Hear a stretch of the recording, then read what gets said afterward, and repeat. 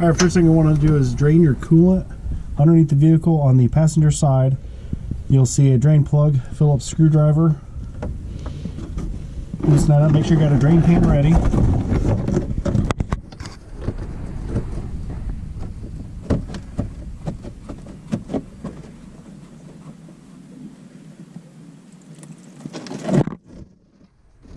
There you go, and let her drain while you're doing the other stuff up top. Go and remove the battery. 10mm nuts on both the cables. And if your battery's dead like this one, it's a good opportunity, since the heads are going to get sent out. You got plenty of time to put it on a charger and then have it tested to see if it's actually a good battery or not. And these, you don't have to remove them all the way. You should be able to just loosen them until the J-hook comes out. Just like that. And then take that out of the way. And the battery out. Alright, now we're going to remove the intake tube. Flat blade screwdriver.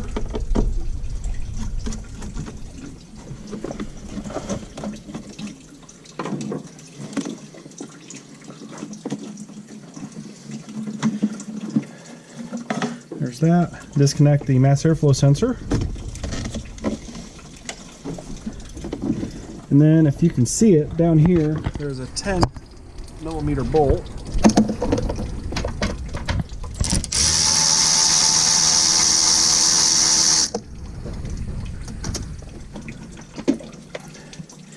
And then also back here behind the headlight, there's a 10mm nut.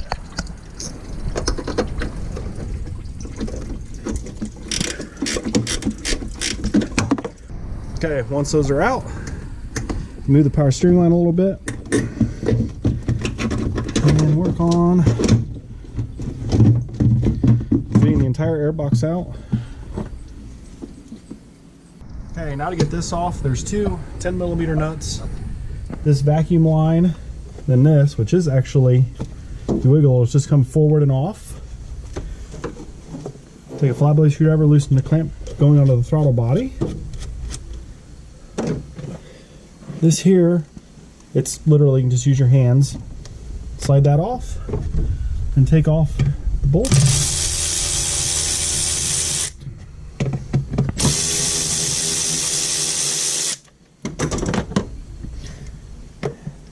And just to wiggle it up and off, and there is one more hose over here. Alright, now we're going to remove the radiator. First thing you want to do is take the coolant reservoir off.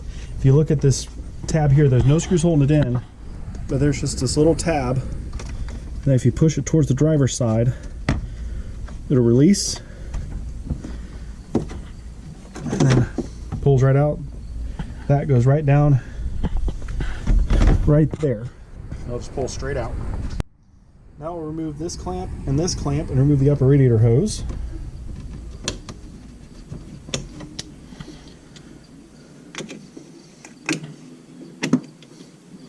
And then, alright, this radiator is completely destroyed, as you'll see once this comes off. There's the actual plastic stayed in the hose.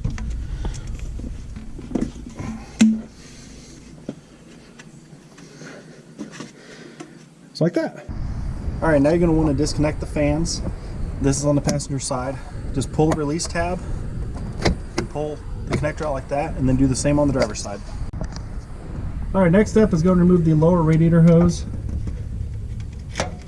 Get a hold of the clamp going on the thermostat housing. Wiggle that back, and then also do the one on the radiator.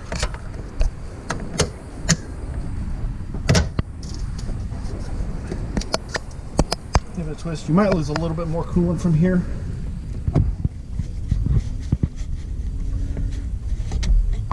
Maybe. Nope, we are good. Alright, last step to get the radiator out is remove the two 12mm bolts holding the hold downs on.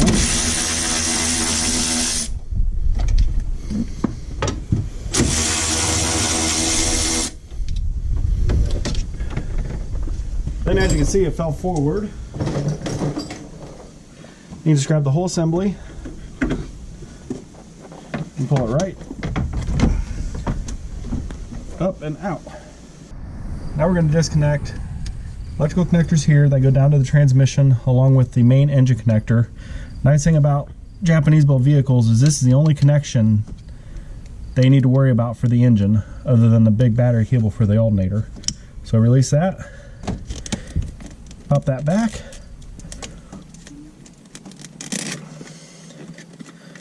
and the engine's disconnected. We'll take this 10mm bolt out. I'm prepared.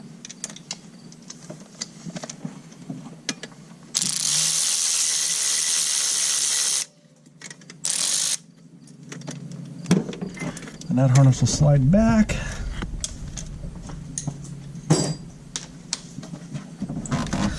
Then we'll have, there's a 14mm bolt. It's actually one of the bell housing bolts down here.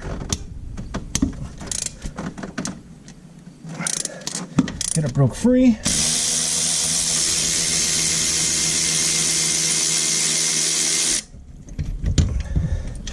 That actually holds that bracket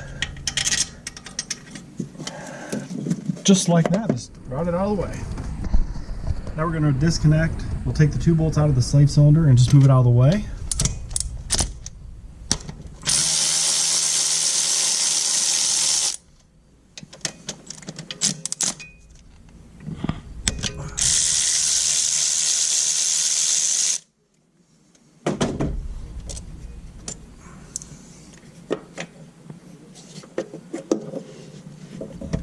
And we'll just route this over here.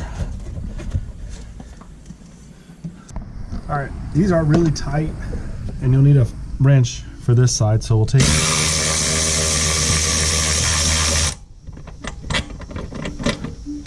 that bolt out.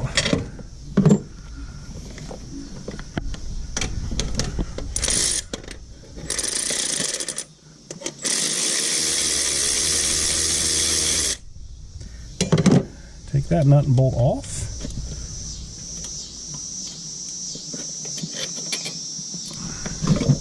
Then that will come out. Next up, we're going to remove the one brace for the intake. And I already broke the bolts free since there's kind of really down there and get video. There's one underneath the starter and then one towards the back on the trans.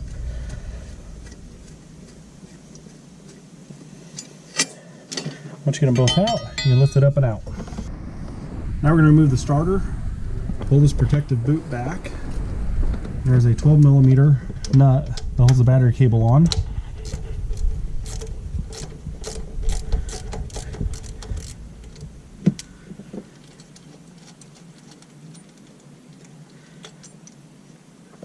Take that off, slide the battery cable off, and then we'll put the nut and the washer back on. And then the solenoid exciting wire is just a spade connector. Just wiggle it off, set that out of the way. And there are two, there's a 14mm bolt there, and one on the bottom side of the starter.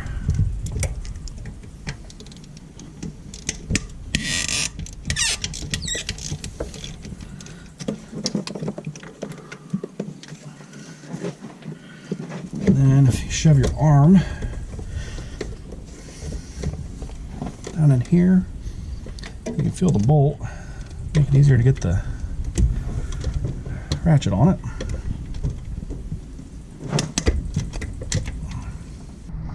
Once you get both those 14s out, this ground is free, and just pull your starter out. Take it out and then just hide this ground out of the way. All right, now we're going to move the alternator. 12mm nut holding the battery cable on to the alternator.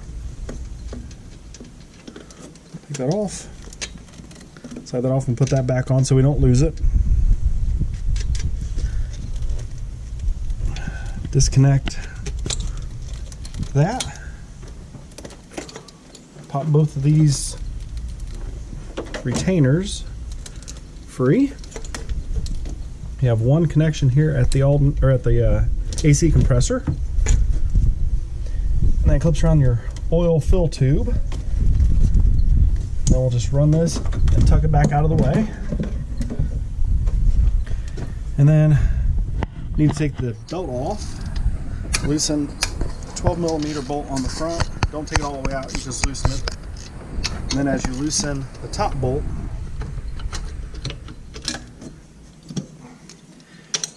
that's how you release your tension on the belt. Now that the belt's off, we can actually now remove this 12 completely.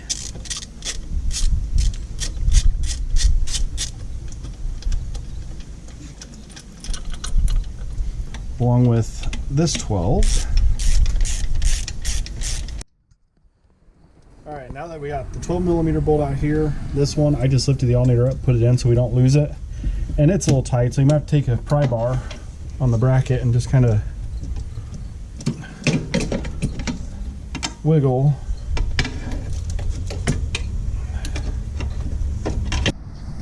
Now we're going to remove the power steering pump without taking the lines off. So there's one little electrical connector in the back. Just push down, pull that out. Once you got this disconnected, there's 3 12mm bolts. One right back here, which you can get an extension and a 12mm on it. All right, we'll leave that sit there for a minute. And then there's a 12mm there and one right underneath the pump.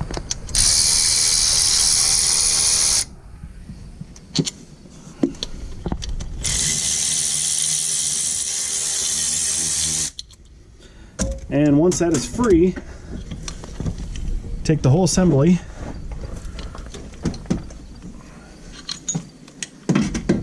and tuck it over here out of the way.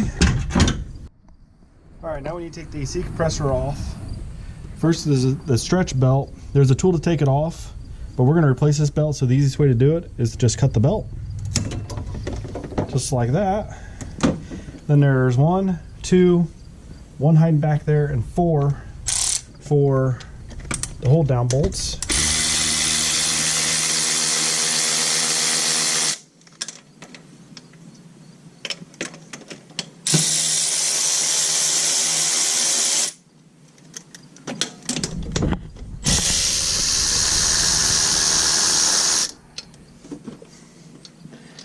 And then there's one back there. You need a pretty long extension. 4 extensions. Maybe.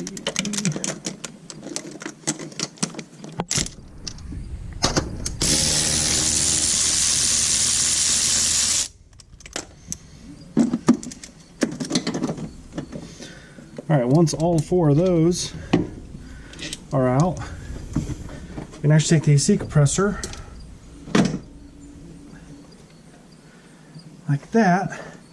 And then what we're going to need to do is take off, there's 3 12mm bolts that separate the AC compressor from the bracket. We need the bracket for the lift point to pull the motor out.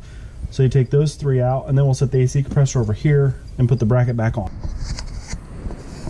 Now we're going to remove the fuel lines, the pressure side, the return side, and then we're also going to do the brake booster vacuum line. For this, I'm pretty sure they probably have a special tool, but I actually found the 5/16 plastic fuel line disconnect tool. Cut it in half. Then you take 1/2, shove it down where there's these 2 little dots in the green. Shove this down under it. And then that fuel line's off.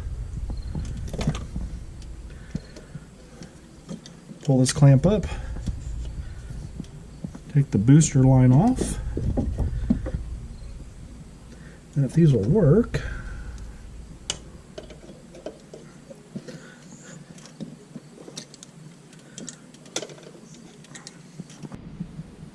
all right, now we're going to remove the remaining 14mm bolt on the driver's side, along with, there is a nut below it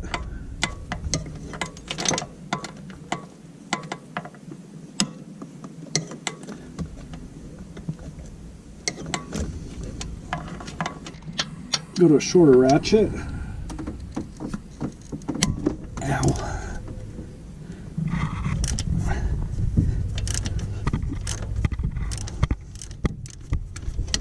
Okay, and that's free. I'll make sure this bolt's free.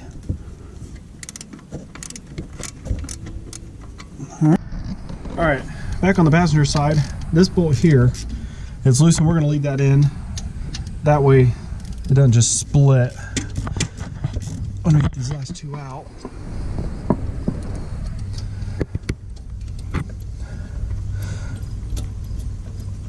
So when it's all said and done, you're gonna have 6 bolts and 2 nuts. One bolt holds the bracket on this side with the harness, and you have 2 bolts on the other side that go through the starter.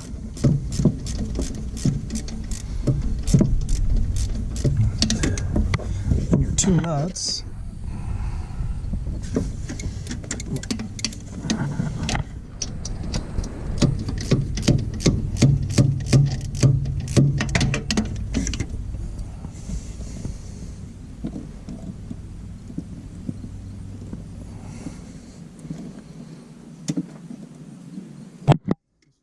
Tighter than the other side was.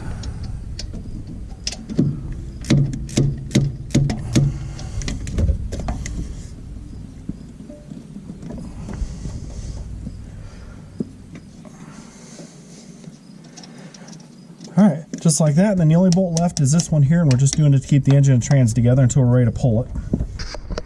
All right, now underneath the vehicle, you're gonna have 3 14mm nuts that hold the exhaust on. And they're going to be on there pretty tight, so you might need to use an impact. Alright. Like that. The exhaust is free. As we pull the motor forward, it'll come off of there. And then there's a 14mm nut on this side and one on the other side for the motor mounts.